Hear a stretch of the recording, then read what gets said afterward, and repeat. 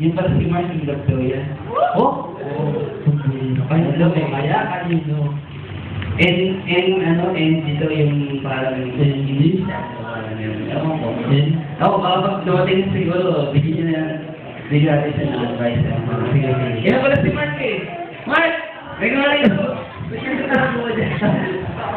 Parang si Carlo ka eh.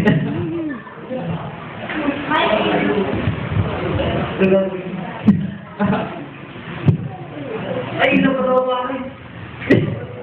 Walang gano'n sa kanila. Ano ba pwede yung bansahan? Ha? Ano pwede yung ibayo? Saan naman sila ba ang mga pares? Ayun, yung mga maligaw dito eh. Gano'n ka ba kaila?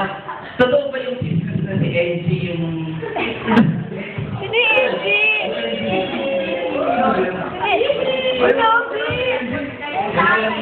Dahil naman ito sa puso niya.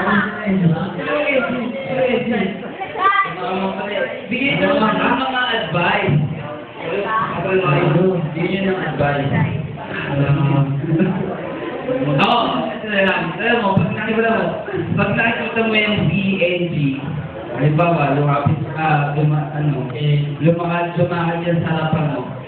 Siyempre, medyo focus ka ng mga bata. Ay, ganyan. Ayos. Ikaw, ano mga ganyan advice?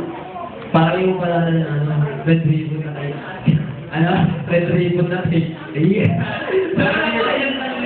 Sa commercial, ayun eh. Mali na yun. Ikaw, pare.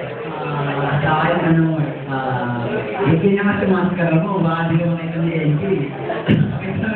Mo. Ganun ba dapat? Kasi, ayos na. Ayos na. Punta mo na si NG. Oh, kaya, kasi kailangan yan.